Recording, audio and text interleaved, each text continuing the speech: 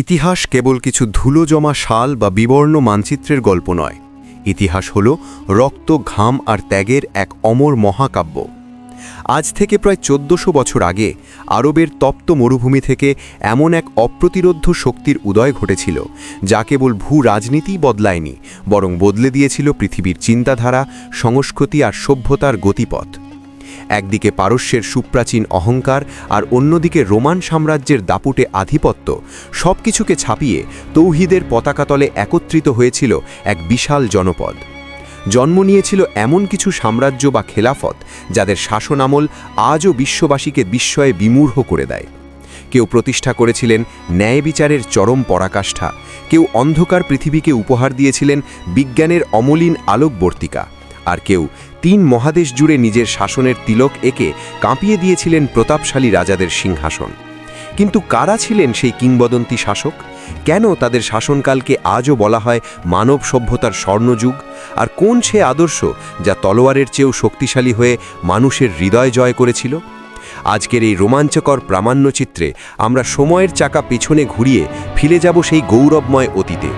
ধুলো জমা ইতিহাসের পাতা খুঁড়ে আমরা আজ উন্মোচন করব ইসলামের ইতিহাসের সেই 5টি শ্রেষ্ঠ খেলাফতের মহাকাব্যিক উপাখ্যান, যা আপনার চিন্তার জগৎকে নতুন করে নাড়া দেবে। প্রস্তুত হন এক অনন্য যাত্রার জন্য। আমরা প্রবেশ করছি ইসলামের ইতিহাসের সেই স্বর্ণালী অধ্যায়ে। যখন মধ্যযুগের পুরো ইউরোপ অজ্ঞতা আর কুসংস্কারের অন্ধকারে ডুবেছিল, তখন স্পেনের মাটিতে জন্ম নিয়েছিল এক অনন্য সভ্যতা, কর্ডোবা খেলাফত। 929 খ্রিস্টাব্দে তৃতীয় আব্দুর রহমানের হাত ধরে এই খেলাফত পূর্ণতা পায়।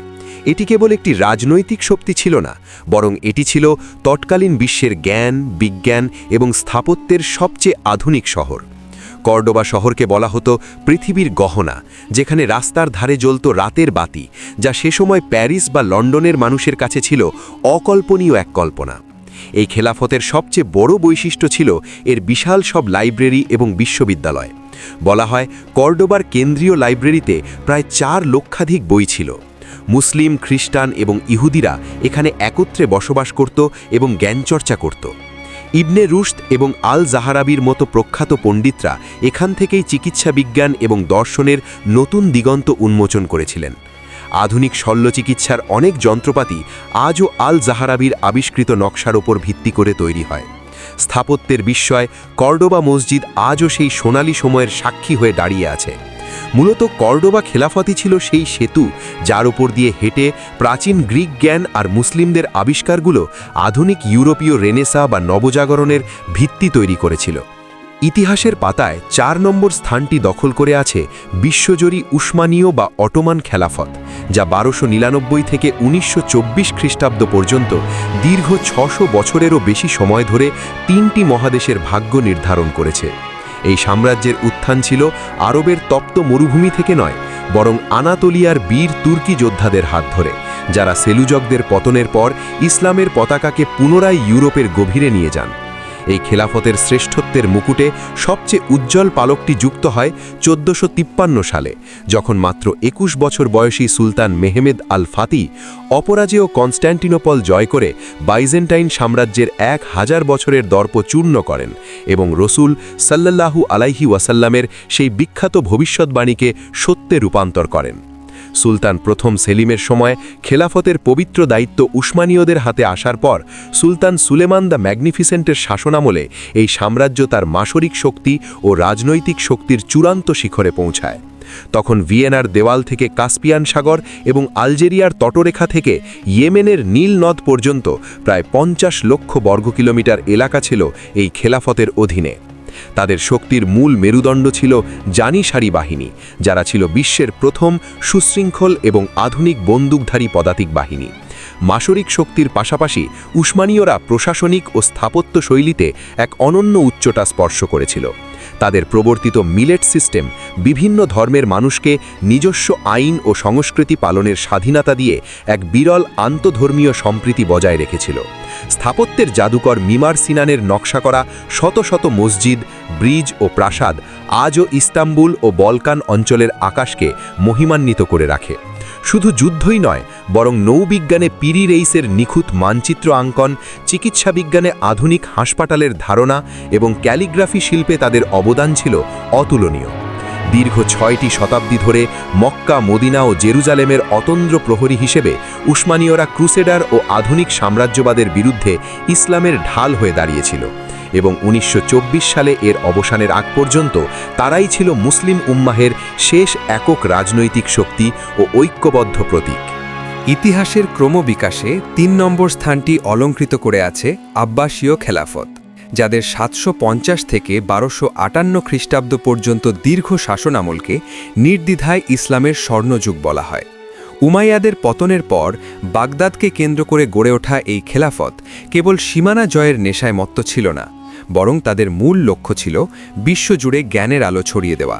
খলিফা আল মানসুর যখন দজলা নদীর তীরে বাগদাদ শহর প্রতিষ্ঠা করেন, তখন তা হয়ে ওঠে বিশ্বের সবচেয়ে পরিকল্পিত ও সমৃদ্ধ নগরী, যাকে তৎকালীন মানুষ পৃথিবীর নাভি বলে ডাকত। এই খেলাফতের শ্রেষ্ঠত্বের প্রাণকেন্দ্র ছিল খলিফা হারুন অর রশিদ এবং তার সুযোগ্য পুত্র খলিফা আল মামুন কর্তৃক প্রতিষ্ঠিত বাইতুল হিকমা বা হাউস অব উইজডম। এটি ছিল এমন এক গবেষণাগার যেখানে গ্রিক দর্শন, ভারতীয় গণিত, পারস্যের জ্যোতির্বিদ্যা এবং চীনের উদ্ভাবনী শক্তিকে একত্রিত করে আরবিতে রূপান্তর করা হয়েছিল। এই যুগেই জগৎবিখ্যাত গণিতবিদ আল খাওয়ারিজমি শূন্যের ব্যবহার এবং অ্যালজেব্রার ভিত্তি স্থাপন করেছিলেন, যার ওপর ভিত্তি করে আজকের আধুনিক কম্পিউটার বিজ্ঞান দাঁড়িয়ে আছে। চিকিৎসা বিজ্ঞানে ইবনে সিনা, আভিসিনা এবং আল রাজি এমন সব গ্রন্থ লিখেছিলেন যা পরবর্তী 700 বছর ধরে ইউরোপের বিশ্ববিদ্যালয়গুলোতে প্রধান পাঠ্য হিসাবে ব্যবহৃত হয়েছে। আব্বাসীয় আমলে আব্বাসের বংশধরেরা রেশম পথ বা সিল্ক রুটের পূর্ণ নিয়ন্ত্রণ নেওয়ার ফলে অর্থনীতিতে এক অভূতপূর্ব জোয়ার আসে এবং মুসলিম মুদ্রার প্রচলন বিশ্বব্যাপী ছড়িয়ে পড়ে। এই সময়েই চীনারা প্রথম কাগজ তৈরির কৌশল মুসলিমদের কাছে হস্তান্তর করে, যার ফলে বাগদাদে হাজার হাজার লাইব্রেরি এবং মাদ্রাসা গড়ে ওঠে, যেখানে সাধারণ মানুষও জ্ঞান চর্চার সুযোগ পেত। শুধু বিজ্ঞান নয়, ইসলামী ফিকহ বা আইনশাস্ত্রের 4 ইমাম, ইমাম আবু হানিফা, ইমাম মালিক, ইমাম শাফি এবং ইমাম আহমেদ ইবনে হাম্বল এই যুগেই তাদের অমর কর্মসমূহ সমাপ্ত করেছিলেন। যদিও 1258 সালে মঙ্গল নেতা হালাকু খানের আক্রমণে বাগদাদ ধ্বংসস্তূপে পরিণত হয়, কিন্তু আব্বাসীয়দের রেখে যাওয়া সেই বৈজ্ঞানিক ও দার্শনিক বিপ্লবী পরবর্তীকালে ইউরোপীয় রেনেসা বা নবজাগরণের মূল জ্বালানি হিসাবে কাজ করেছিল। ইতিহাসের তালিকায় 2 নম্বর স্থানটি অর্জন করে নিয়েছে উমাইয়া খেলাফত, যা 661 থেকে 750 খ্রিস্টাব্দ পর্যন্ত শাসনকার্য পরিচালনা করেছিল এবং ইসলামী শাসনকে একটি প্রকৃত বিশ্ব সাম্রাজ্যের রূপ দিয়েছিল। হজরত মুয়াবিয়া রাদিয়াল্লাহু তাআলা আনহুয়ের হাত ধরে দামেস্ককে রাজধানী করে গড়ে ওঠা এই খেলাফত ছিল ইতিহাসের অন্যতম বৃহৎ এবং শক্তিশালী প্রশাসনিক কাঠামো। উমাইয়াদের শাসনামলেই ইসলামী সাম্রাজ্য তার ভৌগোলিক বিস্তৃতির চূড়ান্ত সীমানায় পৌঁছতে শুরু করে। তাদের অশ্বারোহী বাহিনী একদিকে মধ্য এশিয়ার সমরকন্দ ও বুখারা জয় করে চীনের সীমান্ত পর্যন্ত পৌঁছে যায়, অন্যদিকে সিন্ধু নদ পার হয়ে ভারতীয় উপমহাদেশে ইসলামের বিজয়কেতন ওড়ায়। পশ্চিমে উত্তর আফ্রিকার বিশাল মরুভূমি পাড়ি দিয়ে তারিক বিন জিয়াদের নেতৃত্বে তারা জিব্রাল্টার প্রণালী পার হয়ে ইউরোপের স্পেনে আন্দালুসিয়ায় প্রবেশ করে, যা ছিল বিশ্ব ইতিহাসের এক অবিস্মরণীয় ঘটনা। উমাইয়াদের সবচেয়ে বড় কৃতিত্ব ছিল একটি বিশৃঙ্খল অঞ্চলকে সুসংগঠিত রাষ্ট্রীয় কাঠামোতে রূপান্তর করা।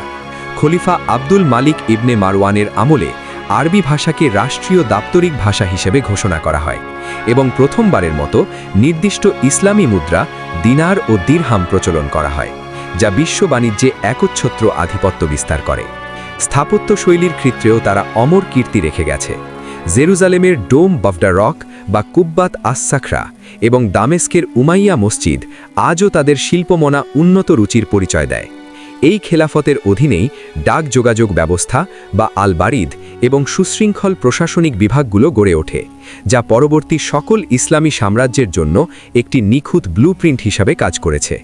যদিও তারা বংশানুক্রমিক রাজতন্ত্রের সূচনা করেছিল, কিন্তু তাদের অদম্য সাহসিকতা এবং সুদূর প্রসারী পরিকল্পনার ফলেই ইসলাম একটি আঞ্চলিক শক্তি থেকে বৈশ্বিক শক্তিতে রূপান্তরিত হয়েছিল এবং আটলান্টিক মহাসাগর থেকে শুরু করে প্রশান্ত মহাসাগরের উপকূল পর্যন্ত এক বিশাল ভূখণ্ডে একত্ববাদের আওয়াজ পৌঁছে দিয়েছিল। তবে এ খেলাফতের শাসক ইয়াজিদ, ইয়াজিদ বিন মুয়াবিয়া, যার হাত ধরে ইসলাম ও মুসলিমরা সবথেকে বড় ক্ষতির সম্মুখীন হয়েছে। এটা নিয়েও পরে আলোচনা হবে, তো সাবস্ক্রাইব।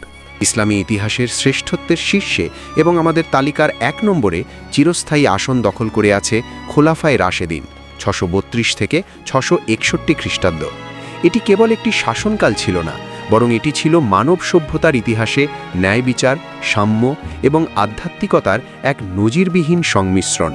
নবী করিম সাল্লাল্লাহু আলাইহি ওয়াসাল্লামের ওয়াফাতের পর হজরত আবু বকর রাদিয়াল্লাহু তাআলা আনহু, হজরত ওমর রাদিয়াল্লাহু তাআলা আনহু, হজরত ওসমান রাদিয়াল্লাহু তাআলা আনহু এবং হজরত আলী রাদিয়াল্লাহু তাআলা আনহু, এই 4 জন মহান খলিফার মাধ্যমে পরিচালিত এই শাসন ব্যবস্থাকেই ইসলামের আসল স্বর্ণযুগ এবং নবুয়তের আদলে খেলাফত বলা হয়। এই যুগের শ্রেষ্ঠত্ব বুঝার জন্য এর বিস্তৃতি এবং গভীরতা আলোচনা করা প্রয়োজন। মাত্র 29 বছরের এই সংক্ষিপ্ত সময়ে ইসলামের দাওয়াত আরবের ধূলিকণা ছাড়িয়ে তৎকালীন বিশ্বের 2 অপরাজেয় পরাশক্তি, পারস্যের সাসানীয় সাম্রাজ্য এবং রোমের বাইজেন্টাইন সাম্রাজ্যের ভিত কাঁপিয়ে দিয়েছিল। হজরত আবু বকর রাদিয়াল্লাহু তাআলা আনহুয়ের দৃঢ় নেতৃত্বে যখন অভ্যন্তরীণ বিশৃঙ্খলা ও ধর্মত্যাগীদের ফিতনা দমন করা হয়, তখন থেকেই ইসলামের বিশ্বজয়ের যাত্রা শুরু।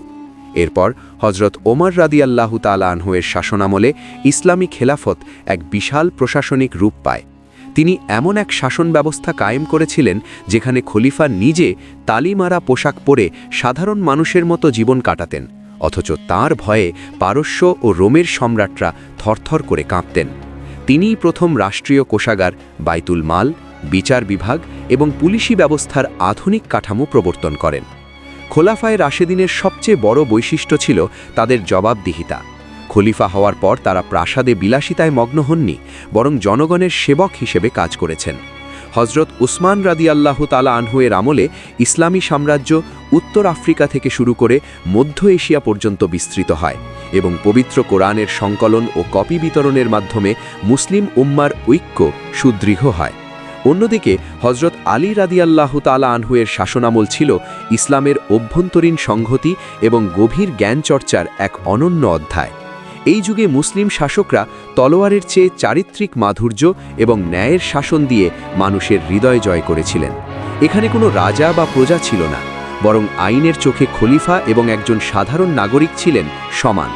এই 30 বছরের গৌরবোজ্জ্বল অধ্যায়ই পরবর্তী সকল ইসলামী খেলাফতের জন্য দিক নির্দেশক হিসেবে কাজ করেছে এবং আজও বিশ্ববাসী এমন একটি শাসন ব্যবস্থার স্বপ্ন দেখে যেখানে শাসক হবেন জনগণের পাহারাদার, কোনো শোষক নয়। ইতিহাসের এই দীর্ঘ পথ পরিক্রমা আমাদের কেবল রাজাদের উত্থান পতনের গল্পই শোনায় না, বরং আমাদের মনে করিয়ে দেয় এক হারানো গৌরবের কথা। এই 5টি খেলাফত কেবল মানচিত্রের সীমানা বাড়ায়নি, তারা পৃথিবীকে শিখিয়েছিল জ্ঞান, বিজ্ঞান এবং ন্যায় বিচারের প্রকৃত অর্থ। যখন ইউরোপ অন্ধকারে নিমজ্জিত ছিল, তখন এই খেলাফতগুলোর হাতেই জ্বলেছিল আধুনিক সভ্যতার মশাল। কিন্তু আজ সেই সোনালী দিনগুলো কেবল ইতিহাসের ধূসর পাতায় বন্দী। প্রশ্ন জাগে, আজ আমরা কোথায়? আমরা কি পারছি আমাদের সেই পূর্বপুরুষদের রেখে যাওয়া জ্ঞানের মশালকে বহন করতে? সময় এসেছে কেবল অতীত নিয়ে গর্ব না করে সেই গৌরবময় ইতিহাস থেকে শিক্ষা নেওয়ার, কারণ ইতিহাস তাদেরই মনে রাখে যারা জ্ঞান এবং ন্যায়ের পথে পৃথিবীকে বদলে দেওয়ার সাহস দেখায়। স্মৃতি আর গৌরবগাথার এই মহাকাব্যিক যাত্রা আজ এখানেই শেষ করছি, তবে ইসলামের এই বিশাল ইতিহাসের আরও অনেক অজানা অধ্যায় এখনও উন্মোচন বাকি। আজকের এই 5টি খেলাফতের মধ্যে কোনটি আপনাকে সবচেয়ে বেশি অনুপ্রাণিত করেছে? আপনার মতামত কমেন্টে জানাতে ভুলবেন না। ইতিহাসের এমন আরও রোমাঞ্চকর উপাখ্যান নিয়ে আমরা ফিরব খুব শিগগিরই। ততক্ষণ পর্যন্ত ভালো থাকুন, সুস্থ থাকুন এবং ইতিহাসের আলোয় নিজেকে সমৃদ্ধ করুন। আল্লাহ হাফেজ। আর হ্যাঁ, সাবস্ক্রাইব।